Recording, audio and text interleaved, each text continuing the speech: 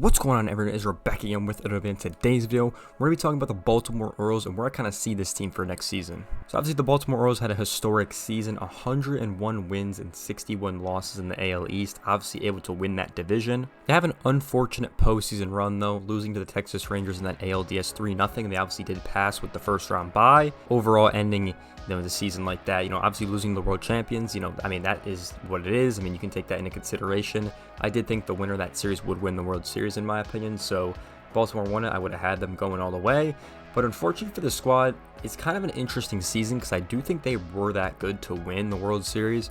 It's just, I just don't think they showed up when they needed to, which is kind of what the sport is in October. So it is what it is. But moving into this 24th season, they obviously made a couple moves, obviously with the Craig Kimbrel signing, because Batista's got the Tommy John, unfortunately. So he's not going to be there, at least for 2024. So we have Craig Kimbrel, who's been on every team at this point, coming in for the Orioles in a big way. I think looking at this depth chart, the rotation's pretty interesting. We got Kyle Bradish, obviously Rodriguez, Means, Creamer, and Wells. So interesting rotation. I want to see if they want to get another starting pitcher, because I do think if they get one of the guys in the market, Blake Snell's on the market, we have a lot of guys on there, Trevor Bauer's on the market, some really good starting pitchers right there. I think this team could get, because they haven't really spent much money. Craig Kimbrel's the only money they've spent.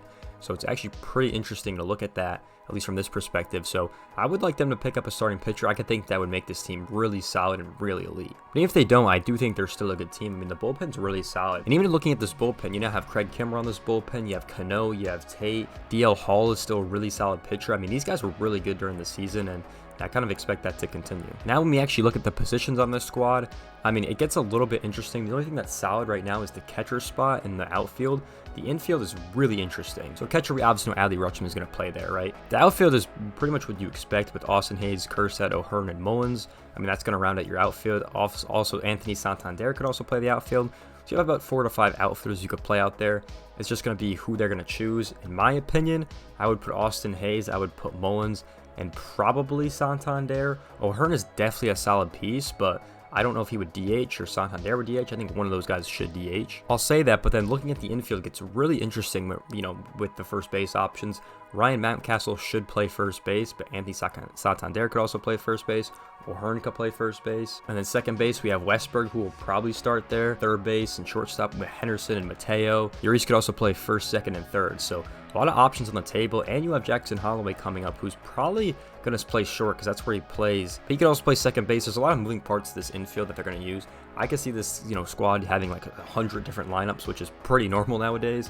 There's 162 games. I think the most used one was like 115 something.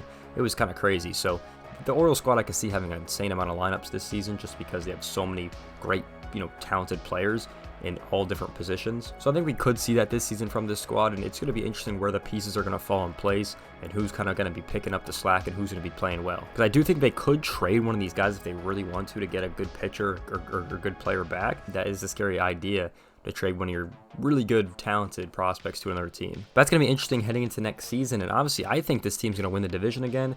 If you look at the AL East, they haven't been much improvements, really. The Orioles got, they picked up a couple players. The Yankees had that Soto trade. Toronto really hasn't done much. We've seen the Rays kind of unload with Glasnow and all that, and then the Red Sox, they haven't really done much either. So I think the Orioles could definitely take it again if it stays the same way. Obviously, there is a lot of the offseason left. We still have January, which is a big month for the offseason, and then in February, which is with all the arbitration things are going to happen, which is also pretty big for, the contracts and all that stuff. So there still is a lot of offseason to play with, and there's still a ton of moves that can happen. So you got to take that into consideration. But right now, the Orioles are looking solid. So my prediction for the Orioles is I think they're going to get first place in the AL. I do think they are going to be the best team overall in the AL again by, obviously record. I just want to see them get to the ALCS in my opinion. I think if they just need more postseason experience in that position, and I think next year they should be able to get it. It'll be interesting though with who's going to be in the postseason in the AL. But man, this squad's talented. They got all the guys in the world. They need more experience in that postseason, and hopefully next year they're going to get it. But you never know. They could end up winning it. They could end up dropping out like they did last year. It would be really interesting. But where do you guys see the Orioles? Do you guys agree with me they need to pick up a couple more players to be that elite status level? Or what do you guys think about the Orioles moving forward? This team's going to be great for years. I just want to see them throw a couple more super maxes. I think Adley Rutschman and Gunnar Henderson definitely need that max contract, because it's been working out. out. But we look at guys who got max contracts. Obviously, Wander Franco's a question mark right now. Tatis with the steroid suspension a little bit, but it is working out for them. And then we obviously have Julio Rodriguez on a max contract, who's also been working out for them as well in Seattle. So Adley, I think, definitely deserves it. Henderson should definitely get one, in my opinion. But they haven't really given him out yet.